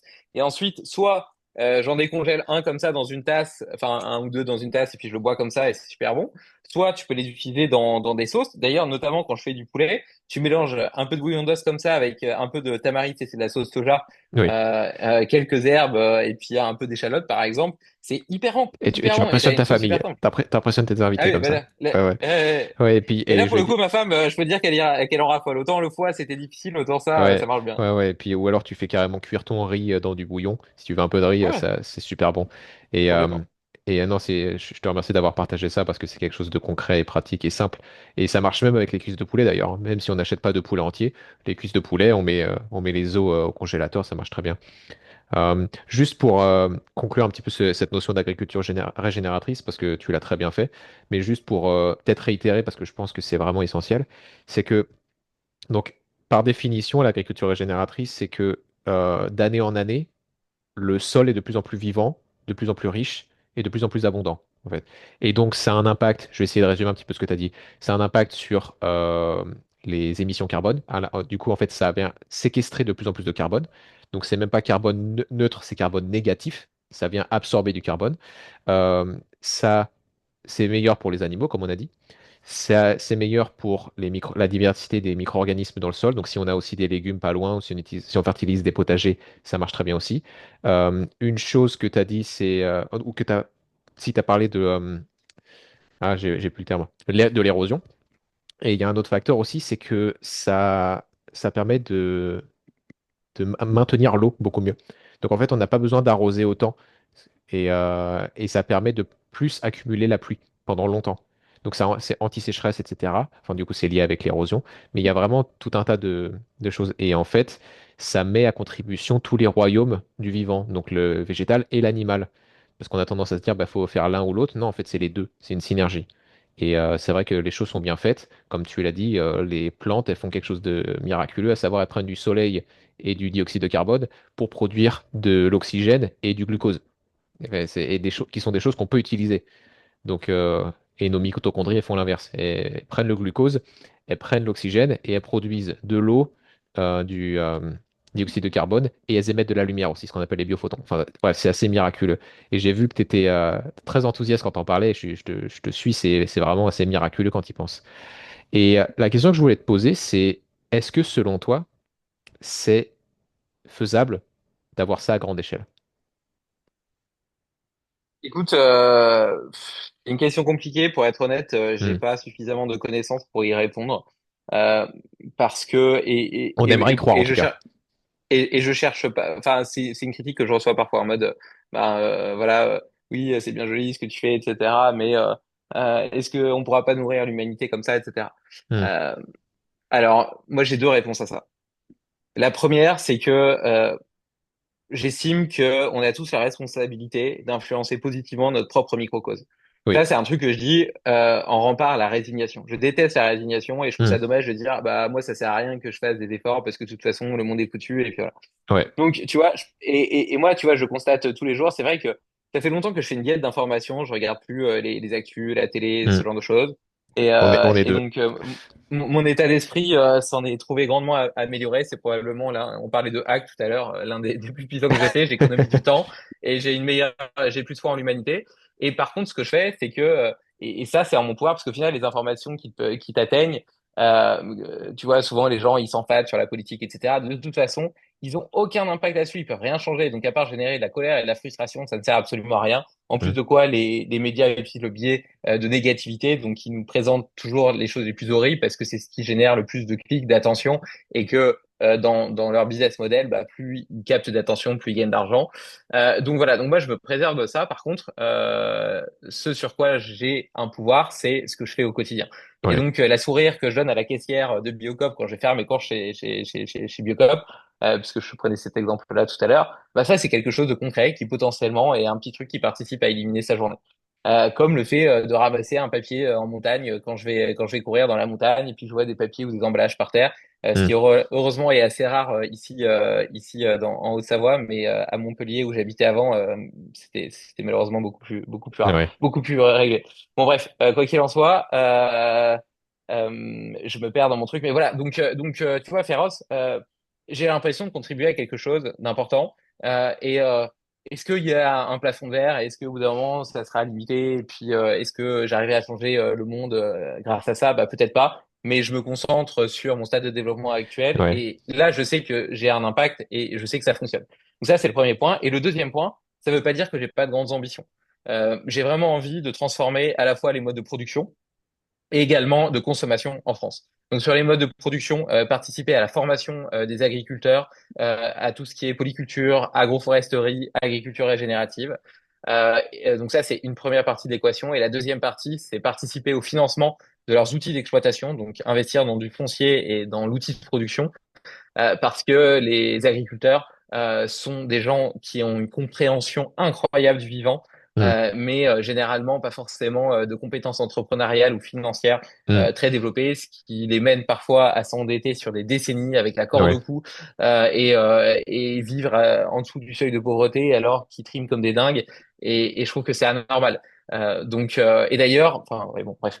Et voilà, et comment est-ce que je compte le faire? Bah, c'est en proposant aux clients de Féroce via le crowdfunding, de financer l'achat et l'acquisition de fermes et ouais, ensuite les mettre à disposition d'agriculteurs. Justement sur ces fondements d'agriculture régénérative, même si elle peut sembler moins rentable de prime abord, eh bien, comme j'ai expliqué, parce qu'elle demande moins de charges, etc., et qu'on peut laisser les animaux vivre de façon naturelle sans avoir presque rien à faire, j'exagère à peine, eh bien, et en valorisant la carcasse comme on le fait, parce que c'est ça aussi qui est game changer dans notre business model, c'est qu'en exploitant 85 plutôt que 65%, enfin plutôt que 60%, on gagne plus d'argent sur une carcasse. Et comme on est direct consommateur, on n'a pas d'intermédiaire. Notre modèle, il pourrait pas tenir si on était distribué en grande surface ou ouais, dans des magasins externes. Donc voilà. Mais donc là, avec ce modèle-là, on est capable d'avoir un business model qui permet à l'éleveur d'avoir une rémunération juste, aux consommateurs d'avoir un prix accessible, à nous de gagner suffisamment d'argent pour nous développer. Et donc dans cette perspective, permettre aux clients d'investir, bah, je pense que ça leur permettrait de gagner 6-7% annuel sur leur investissement, ce qui est un placement qui pourrait être intéressant, qui pourrait demander en argent ou en produits féroces. Et puis en même temps, ça boucle la boucle, tu vois, ils sont eux-mêmes propriétaires, entre guillemets, de ouais. là où vient ce qu'ils consomment. Ça, ils Donc peuvent ça, c'est pour participer à la une mission. perspective de... Ouais, ils peuvent Ouais, vraiment voilà, c'est ça. participer à la mission, ouais. Donc ça, c'est sur la partie transformer les modes de production. Et après, sur le transformer les modes de consommation, d'alimentation, mon combat, c'est les produits transformés, ultra transformés. Hmm, Ma promesse et la promesse de Féroce, c'est de concevoir des produits. Enfin, elle repose sur trois piliers. D'abord, ne pas nuire, donc des produits exempts de polluants, donc on les teste en labo. Deux, nourrir avec des produits à haute densité nutritionnelle. Et trois, durer en étant dans cette agriculture régénérative. Donc voilà. Et donc pour l'instant, on a la viande de bœuf. On travaille là sur une filière volaille hmm, qui va être j'ai une vu première ça. en France. Ouais, Donc je suis même pas sûr que ça va marcher parce qu'en fait le cahier des charges qu'on a mis en place, il a jamais été testé. Donc si ça se trouve, ça fonctionnera pas. Peut-être que les poulets ils grossiront pas assez. Enfin voilà, on sait pas. On teste, on expérimente. Mais en tout cas, si ça fonctionne, bah, on aura un poulet qui répond au cahier des charges féroce et qui sera ouais. assez exceptionnel. Donc Pour des bons voilà, bouillons. et donc voilà, tout à fait.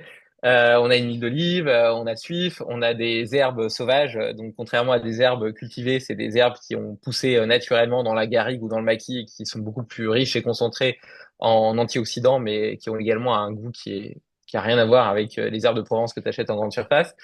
Et voilà, et demain, tu vois, bon, potentiellement, on aura peut-être des produits frais, des fruits, des légumes, qui répondent à la même logique. Donc, tu vois, des fruits et des légumes dont on pourra vraiment prouver qu'il n'y a pas de résidus, de polluants, etc. dessus. Peut-être des variétés un peu plus anciennes, un peu plus ancestrales.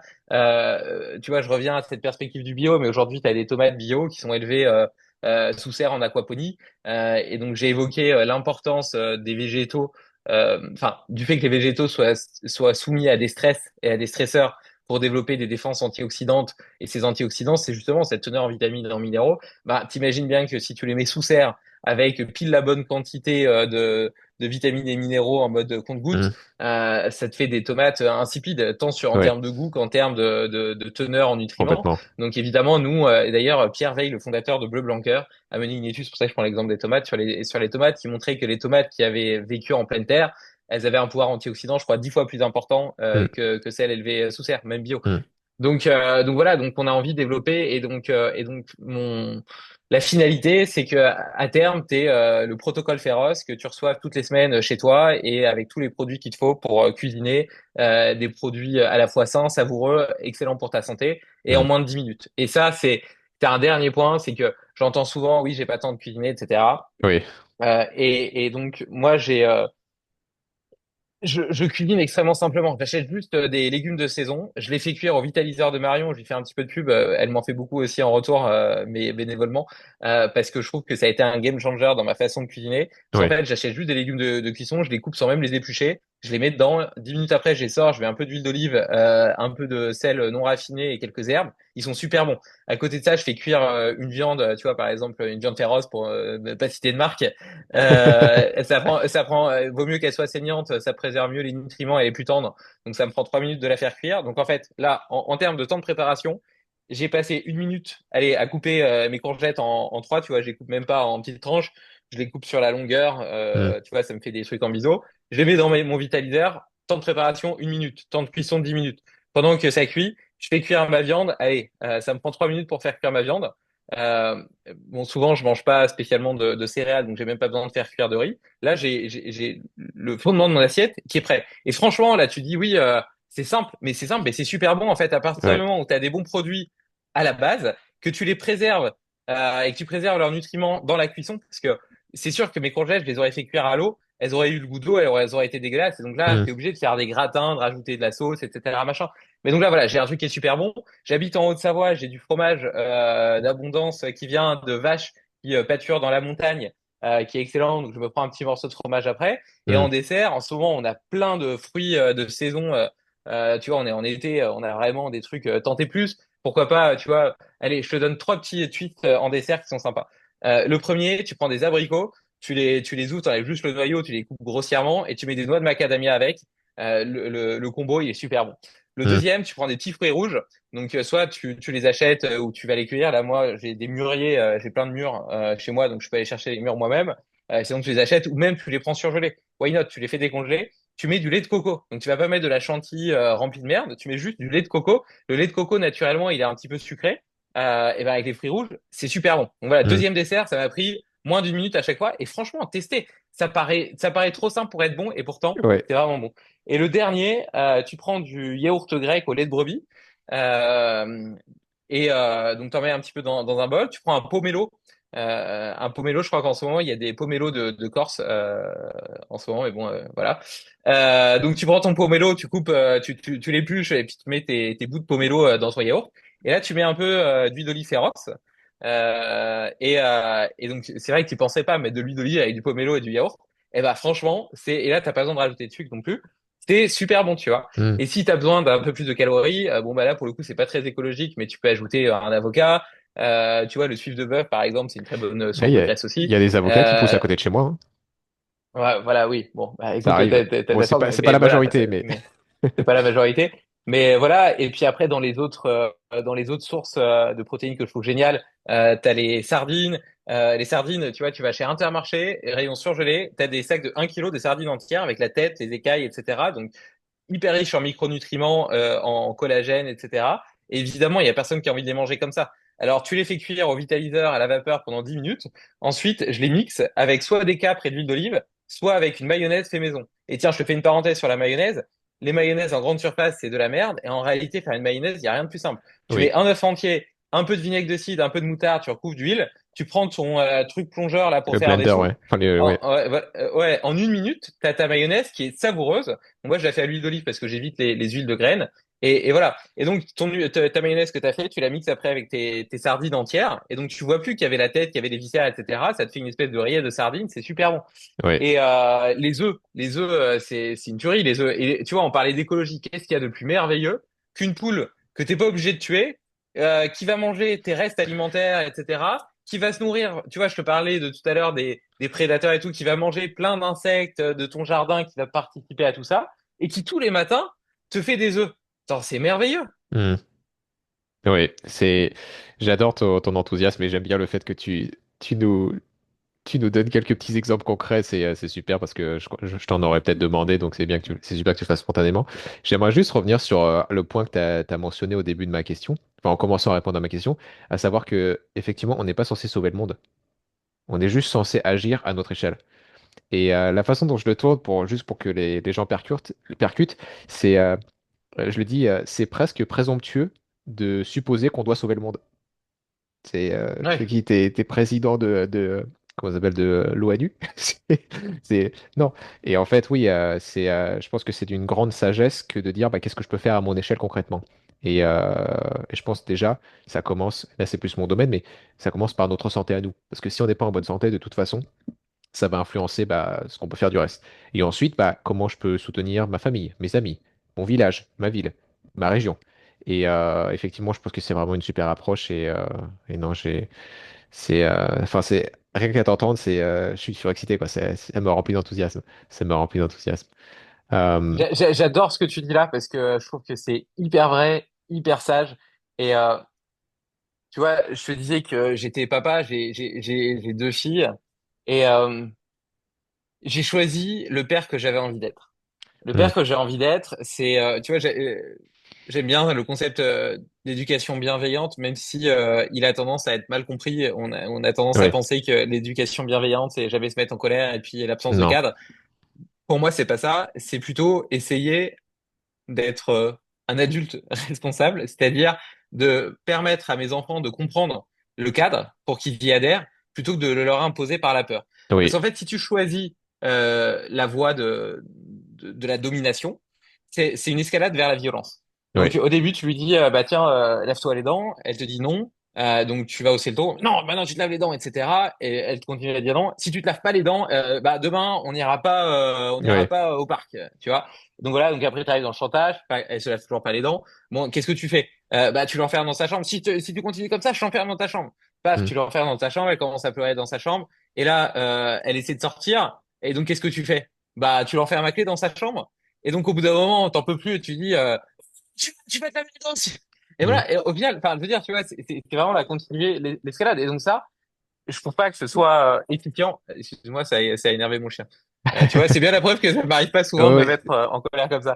oui, Et donc, et voilà. Et donc, pour moi, l'éducation bienveillante, c'est plutôt que d'avoir cette escalade vers la violence, c'est de lui permettre de comprendre pourquoi est-ce que je lui demande de se laver les dents. Qu'est-ce qui va se passer si elle se lave pas les dents? Et donc là, à moi d'être suffisamment intelligent et créatif pour la faire adhérer au cadre. Et hmm, donc, potentiellement, bah, la première étape, c'est peut-être déjà de lui expliquer comment fonctionne un petit peu les dents, le microbiote buccal, etc., avec hmm, des termes simples. Et puis après, la deuxième étape, c'est peut-être de lui montrer des photos d'enfants avec les dents toutes pourries, parce que ça hmm, va pas lui donner envie. Puis la troisième étape, c'est peut-être de lui faire peur, mais peur différemment. En mode, bah regarde, s'il se passe ça et qu'on doit aller chez le dentiste, eh ben il va prendre une pince et il va être obligé d'arracher tes hmm, dents. oui, Et peut-être que ça va faire mal, etc. Et donc hmm, là, et tu vois, et encore une fois, il y a une forme de continuum dans le sens où déjà, tu t'es pas obligé de t'énerver. Et puis en plus de quoi, une fois que tu l'as fait adhérer au cadre, le problème, il se représente plus jamais. C'est-à-dire que oui, une fois qu'il est stické, le problème, il est dynamité, il est réglé. Et t'as pas réglé un symptôme, t'as réglé une cause. Tandis hmm, que dans l'autre cas, le premier exemple que je citais, le problème des dents, 3 jours après, ça va recommencer. Et donc, pourquoi est-ce que je prends cet exemple-là? Parce que ça, c'est le mode d'éducation que j'ai envie d'avoir. Je vais pas dire que j'y arrive à chaque fois. Il y a des fois où je suis fatigué, etc. Et hmm, j'ai une journée, j'ai mal dormi ou j'ai trop travaillé, j'étais mal équilibré. Et donc, bah, dans ce cas-là, j'aurais pas suffisamment de patience pour être le père que j'ai choisi d'être, et donc je vais potentiellement me mettre en colère et puis utiliser le premier mode qui est le mode facile, tu vois, le mode hmm, de la peur et de la violence. Et donc ça arrive à tout le monde de faire des erreurs, et donc dans ce cas-là, bah, après quand je m'apaise, je vais la voir et je lui explique et je lui dis, oui, ben tu vois là j'ai eu un comportement qui est pas celui que je voulais avoir, je m'en hmm, excuse.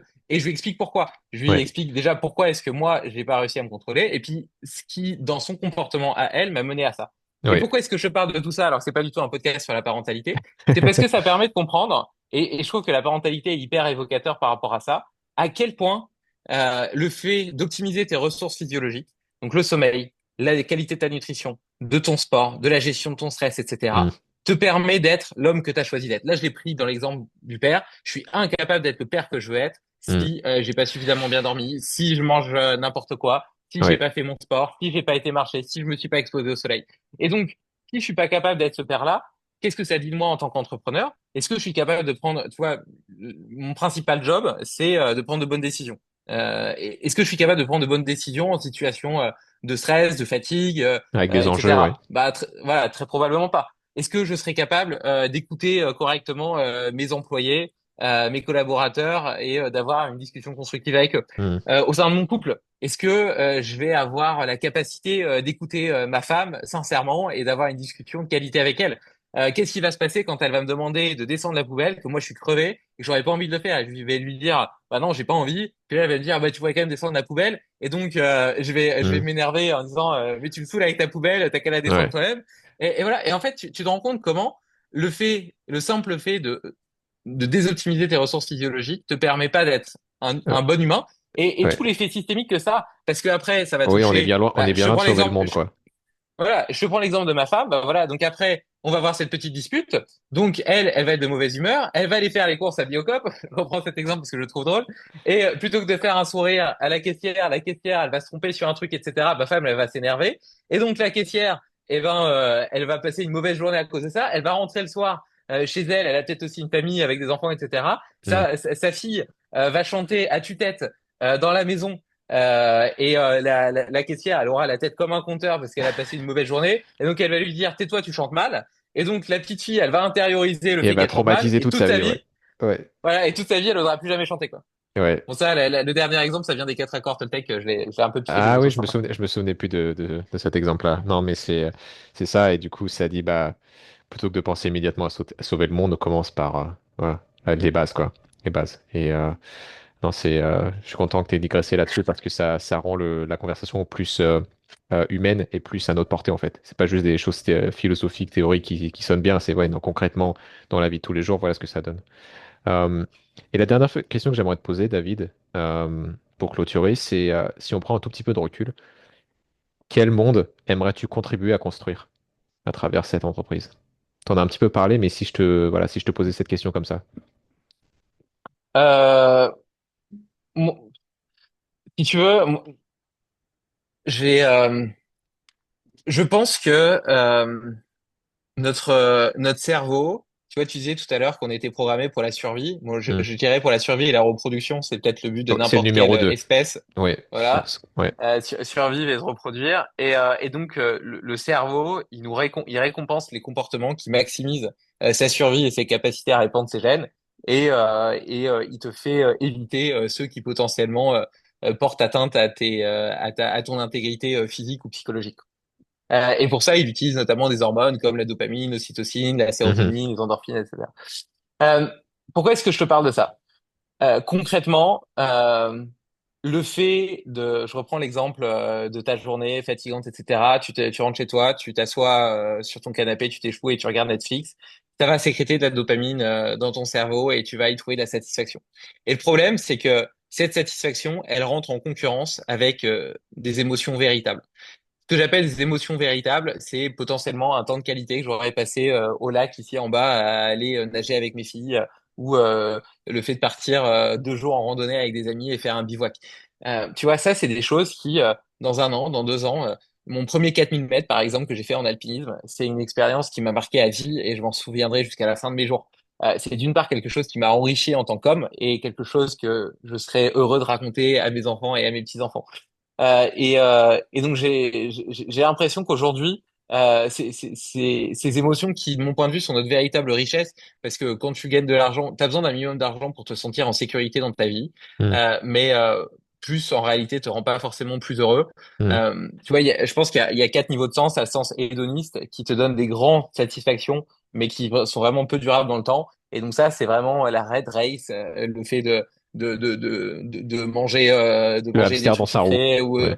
voilà ou d'acheter un nouveau truc et puis ça te satisfait puis tu vois t'achètes une nouvelle voiture t'es content et puis 3 mois après t'as envie d'en changer. Donc je dis pas que je pense que les 4 niveaux de sens sont importants, hein, mais je donne juste la perspective des quatre parce que je pense que les quatre justement sont importants et parfois on a tendance à s'arrêter au premier. Donc ça c'est le sens hédoniste. Ensuite tu as le sens personnel qui est plutôt lié au développement de compétences, avoir la sensation de progresser, faire du sport, etc., qui a des satisfactions un peu moins grandes, mais un peu plus durables. Ensuite, tu as le sens interpersonnel, c'est le fait de donner, de contribuer, d'avoir l'impression de porter ta pierre à l'édifice, ou de vivre des moments de qualité avec d'autres gens. Donc ça, encore une fois, c'est encore un peu moins fort en termes de satisfaction, mais c'est encore plus durable. Et le dernier niveau de sens, c'est le sens transcendantal. C'est l'impression de contribuer à quelque chose qui te dépasse, Hmm. un projet de vie, une mission, etc. Et donc, je souhaite et j'espère et je pense que chacun devrait essayer de nourrir ces quatre niveaux de sens. Et aujourd'hui, on a tellement accès à des plaisirs faciles. Donc, je prenais l'exemple de Netflix, mais on peut Oui. penser à TikTok, on peut penser au frigo, à Uber Eats, à tout, à Ferrero Rocher. Enfin voilà, tous ces trucs-là, en réalité, c'est des plaisirs qui euh, ne demandent. Donc, tu vois, dans cette perspective du cerveau qui met en équation et en perspective d'un côté les hormones de satisfaction qui favorisent les comportements liés à sa survie et au fait de répandre ses gènes, et de l'autre côté, les trucs aversifs. Dans les trucs aversifs, il y a l'effort. Parce que l'effort, c'est de la dépense d'énergie. Hmm. Ben, dans ce contexte-là, on comprend facilement que TikTok, ce soit hyper addictif parce que le seul effort, c'est de devoir scroller avec ton doigt. Et par contre, à chaque fois, tu as un petit shoot de dopamine dans ton cerveau, à chaque Ouais. vidéo. Et donc, c'est comme si, comme une souris, tu vois, qui appuie, tu sais, ils avaient fait des expériences où ils leur mettent des électrodes avec de la cocaïne. Et donc, et elles appuyaient sans cesse sur le truc, quitte à en oublier de manger. Et ben voilà, ben là, avec TikTok, c'est un peu pareil. C'est un peu comme si tu te shootais à la dopamine sans avoir Hmm. aucun effort. Et le problème, c'est que ça fait réduire ta frustration, parce que normalement, c'est la frustration qui nous met en mouvement. C'est le fait de manquer de quelque chose qui nous donne, tu vois, de Oui. manquer de relations sociales qui va me donner envie d'aller rencontrer quelqu'un, de manquer de satisfaction dans ma vie qui va me donner envie de poursuivre un objectif. Et ben, le fait de pouvoir facilement satisfaire à tous nos besoins avec des choses qui sont des simulacres, tu vois, par exemple, dans le lien social, ben, le fait d'interagir avec quelqu'un sur Facebook, ça va satisfaire et m'aider à satisfaire mon besoin social, m'aider à créer et à générer de l'ocytocine, etc. Mais pourtant, ça aura bien moins de valeur que de passer un moment, un repas avec des amis, par exemple, Oui. à partager une entrecôte, tu vois. Et donc voilà. Et donc moi, d'un point de vue philosophique, ce que j'ai envie d'inviter les gens à faire et à prendre conscience, c'est que la vie, elle est absolument extraordinaire. Il y a, peu importe ce qui te fait kiffer. Moi, j'aime bien faire des ultra trails dans des endroits un peu extrêmes. Pour d'autres, ça peut être de la guitare ou du théâtre ou même le fait d'accompagner des gens dans l'expression de leur pleine santé, d'être accompagné dans le soin, etc. Mais peu importe ce que tu as envie de faire, mais voilà, fais-le et parfois pose-toi la question de, ok, quelle est la qualité de ma semaine? À quel point est-ce que j'utilise mes impulsions ou ma raison pour faire mes choix? Est-ce que je suis le pantin du courant et de mes envies du moment, ou est-ce que je choisis la courbe de mon destin pour adonner mon temps, mon énergie à des choses qui sont vraiment porteuses de sens et d'épanouissement? Et je te parlais de mon 4000 mètres en alpinisme. J'ai marché un moment sur une arête avec le précipice des deux côtés. Et là, je savais que la moindre erreur me tuait. Euh, et c'est vraiment, tu sais, il y a cette phrase de développement personnel qui dit ta vie commence quand tu comprends que t'en as qu'une. Hmm. Pour moi, ça a vraiment été un game changer parce que après ça, je me suis dit, ok, tu vois, là, j'aurais pu mourir. Et dans ce moment-là, ça m'a vraiment aidé à différencier ce qui était important de ce qui était Hmm. secondaire et la façon dont j'utilisais mon énergie et mon temps. Et ça a mené tout un tas de transformations dans ma vie. Ouais. Incroyable. Très belle façon de finir. Je te remercie de l'avoir vraiment ramené aussi à tes expériences personnelles parce que ça, à nouveau, ça aide à humaniser et à ce que les gens se projettent en fait à ta place. Et non, je trouve que tu as fait un super boulot pour répondre à toutes mes questions aujourd'hui. Je te remercie vraiment, David. J'ai le sentiment qu'on aura pu parler des heures en plus. Euh, mais ouais, ça fait déjà presque 1 heure et demie qu'on échange. Euh, donc pour l'audience, si vous voulez en apprendre plus, c'est féroce.food, l'adresse, il me semble, si je me trompe Ouais, pas. c'est ça. Est-ce qu'il y a d'autres liens vers lesquels tu veux envoyer l'audience avant qu'on se quitte? Bah, j'ai mon podcast Limitless Project sur lequel j'anime aussi une newsletter où je partage un peu mes pensées, inspirations. Et puis voilà, non, je pense que c'est bien. Je te remercie en tout cas pour cet échange que j'ai trouvé très stimulant. Oui, ouais, C'est c'est à pareil. décevoir. J'espère que tu m'en veux pas trop d'avoir beaucoup digressé et que ça Du tout. restera digeste pour ton audience. On Et verra dans les puis, commentaires tu me disais qu'on aurait pu parler des heures, donc je pense que la prochaine étape, c'est justement de transformer cette rencontre virtuelle en rencontre physique avec plaisir. pour partager un temps de qualité ensemble. Tu me disais que tu faisais de la calisthénie, tu pourras peut-être m'apprendre quelques figures Avec de plaisir. street. Ça serait super. Et puis, ça m'intéresse beaucoup tout ce qui est, tout ce que tu as décrit pour ton potager, ce que tu fais avec la permaculture, l'espace biodiversité, espace Euh, fertilisation, etc. Toutes ces choses-là, c'est des choses qui me fascinent. Et puis, non, ça serait avec grand plaisir, David. Je te remercie. Et puis, non, ça a si été les auditeurs sont intéressés, j'ai suivi une formation le site c'est Permaculture Design et c'est le potager Permaplus. Et en fait, il te donne une formation un peu clé en main pour faire ce potager de ce type-là avec cette logique, avec les différentes zones et sur 3 ans où ils te disent étape par étape, mois par mois, peu importe le moment où tu commences, ce que tu dois faire. Enfin, franchement, c'est plug and play et en même temps d'avoir un super potager, c'est aussi un potager école parce que sous Hmm, couvert de t'aider à le développer, ils t'apprennent toutes les dynamiques justement et ces hmm. interconnexions du vivant et c'est fascinant. C'est super. Et non, c'est tellement enthousiasmant tout ce qu'il y a à découvrir et explorer. Et puis, ensuite, à vraiment pouvoir profiter de l'abondance de la nature Ouais. et du fromage dans ta région. Super. Jolie, elle est pas mal, elle est pas mal. Ouais. Merci beaucoup, David. C'était vraiment un plaisir. Ça m'a aussi rempli d'enthousiasme et d'espoir pour l'avenir. Donc, j'espère que ça va être de même pour l'audience, qu'ils auront appris des choses et que voilà, ça les aura mis de bonne humeur, plus que peut-être le journal de 20 heures. Et voilà, je te dis un grand merci à nouveau. Et puis, à très bientôt, j'espère. Merci beaucoup, Robin. Belle journée. Bonne journée.